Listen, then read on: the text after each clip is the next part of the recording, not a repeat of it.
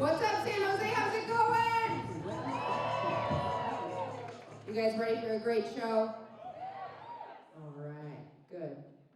I like the direct answer from you over here. You guys, I know what I look like. I look like a special needs teacher that might sell drugs on the side, you know? Someone told me in a roast battle that I look like Miss Frizzle if she drove the Magic Bang bus. Which hurts me inside because it goes well every time. I tried putting my hair up, still got laughter. I turned 32 recently. Thank you. That was more lively than earlier. I thought everyone was just 32 and tired in earlier. Like, the thing about turning 32 for me is I'm not married, I have no kids, you know, which could be a good thing or a bad thing depending upon how you look at it, right? But I spent 3 hours the other night just like watching a documentary on black-footed ferrets while I made smashed potatoes. And I was like, is this what adulthood is? You know, like, is this where I look at you say yes? Is this where I look at the silver linings? Getting older is kind of weird. You start telling kooky stories, right? Like, I'm already at that point, you know? Like, the bladder control thing hit like 3 years ago, right? Like, I couldn't wait out the ballet last Christmas, so I peed in an evening gown behind a bush at my grandma's retirement home. You been there? I like it when really pretty girls are like, I've been there. I'm like, God, thank you. Like, I just, you know? Because I don't give off that vibe, and I know it. Recently, my sister crashed her car. She crashed a Mustang that my parents bought her, which already, like, fuck her, right? Why'd you look at her like that? You do that? You guys sisters? No. What are we? Ex-roommates. You said friends, you said ex-roommates. There's a lot to unpack there. All right. No. No, look, like, with my baby sister, right, we didn't always get along, but my parents bought her a car, which already pissed me off in the beginning, okay? Side note, I'm not supposed to talk about this, but they recently also bought her a boob job. Can we talk about that? All right? Because look at me. Because, like, I have needs, you know? She crashes the car. My parents buy her a new car. And my sister, she goes, this is a mom car. Are you kidding me? You know what I mean? So I had to buy my first car, and this is what I told her. I got mad, right? And I was like, you need to shut up for a second, because my car was a 2000 Gold Saturn. It had a broken mirror that hung down the right side. It scraped the door back and forth as I drove down the road. I had to buy it in cash, right? Because my dad said, I'm not going to help you.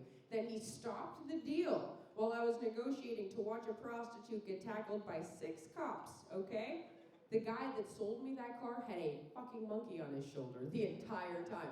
Where can you find that in the Bay Area? Somebody tell me. Where? Oakland? Maybe. That's a fair guess. I drove through Oakland like 6 months ago, and there was just some guy hanging meat on a fence, like under a freeway, and I was like, yeah, that tracks, you know? Nobody would like even give it a second thought. It's shocking to me because I was not born and raised here. I was born and raised in Phoenix, Arizona, which, are you guys from there? Somebody? Oh, okay, cool. See, nobody supported you though. That's what it's like. That's exactly what it's like. Nobody genuinely claps. Nobody since January 6th, unless you're born and raised, just clap for Arizona. It's okay. It's like, as I get older too, like, other things are changing. Bachelorette parties are different, right? If you're in your 20s at a bachelorette party, what are you worried about that night? You're worried that the bride-to-be is going to cheat on her future husband or puke in the Uber, right? Those are your big 2 concerns. I went to a bachelorette party recently with women who are my age and up, right? And our biggest worry was that the Uber driver was going to leave us a bad review because nobody would stop talking about how to hide their chin hairs in the car between the bars. I didn't even know what I got into when I mentioned it. They were like, I use hairspray, I pluck here's this little tool you can order. I was like, oh my God, I'm not ready for this chapter of my life, you know? I've never been good at normal lady stuff, period. Dating apps were really hard for me. Is anybody still using them? Yeah, that's the response. Because you shouldn't, it's scary out there, bro. Men are the only people who can go on a dating app and just like go get laid in a public bathroom and come home alive. That's not, women can't do that. If you're on Tinder in 2025, you've run out of Netflix documentaries, you know? You're trying to meet a serial killer in real life. And personally, I would rather fall asleep to old episodes of To Catch a Predator, you know? Like Chris Hansen, that's a soothing man, you know?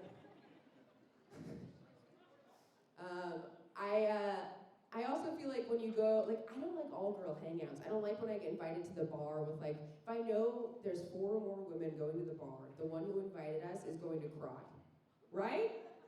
It's usually true. And, like, if you look at me, I'm not a woo girl. They're not inviting me to go dance, right? Like, I know we're going to have to talk about some shit. And so I'm going to get ready for 2 hours, right? I'm going to spend, like, $150, and then she's going to be sad. So we have to go to tequila shot and then go around the table. And then each person will tell a story to make her feel better, right? So you can't tell a story that's too true, because it'll steal her spotlight of sadness for the evening. That's like girl code.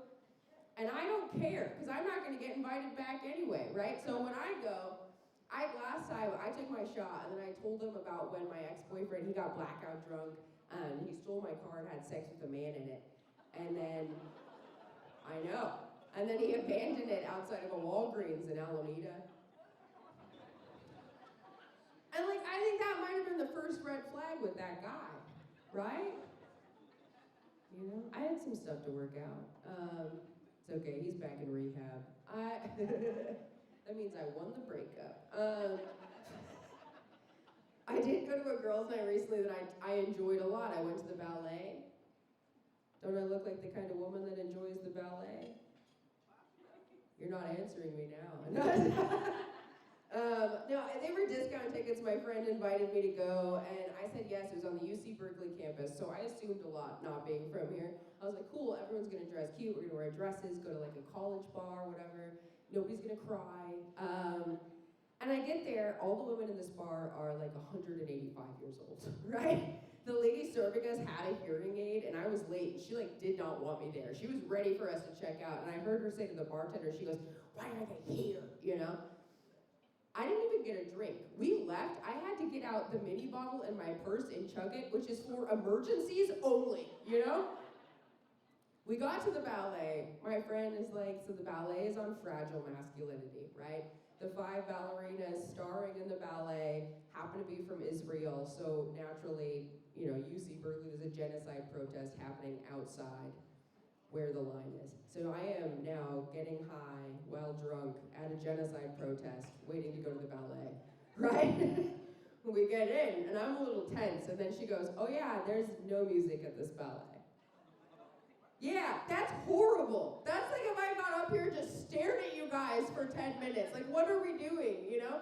And we sit down, and the guys come out, and they do these, like, really beautiful little kicks and twirls and, like, little dolphin things, and then, but all you can hear is the sound of their flesh slapping the stage, right? So it's just like slapping, and it's echoing in this huge, like, theater that we're in. And there's 2 women in the dark in the corner, right? There's 2 dark corners, and they're just, like, twerking in silence, right? And, like, making awkward eye contact. And I didn't know if I was horny or angry for most of the show, you know what I mean? Then, in the end, right, so these 5 guys, the 5 main ballerinas, they come up to the front and they squat down like this, and they make a human centipede, right? And they all go, "Hey," into each other's butts. And I was like, "This is art!" You know, I laughed really hard. Like, I laughed audibly, and it echoed. And my friend started laughing, and the lady in front of us, she turns around and she goes, "Please stop it, you're ruining it," you know?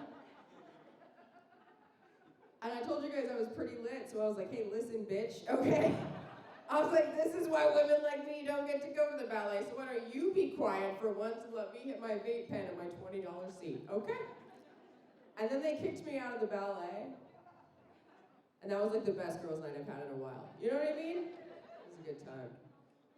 I gotta get out of here in a minute, but I'm gonna ask you guys a question. Who here has a horny grandma? Don't say what, you don't know, but your grandma has needs, okay? See some people who are white-capped in here, you know. I'm looking at you. I love my grandma, she's fantastic. She's been asking me and my sisters to see our dick pics for years. You know? You don't do that with your grandma? Oh, I'm sorry, her grandma said, look, if she were alive, you gotta, my grandma used to say, "Send me a bigger one," because she misses my grandpa, right? She reads those romance novels with the fairies who were getting all freaky. And one day she was like, "Let me see what you're sending back, all right?" My family's weird. This particular picture had like a butt plug with a 4-leaf clover in it. It was like a nasty time, and I was like, all right. So I handed my grandma the phone, and I walked in the other room, and she just yelled, "Looks good, sweetie," from the kitchen. She's a special woman. She gave me my first vibrator, in fact. Hell yeah, bro. She pulled it out of the pantry, which is where she keeps her snacks. So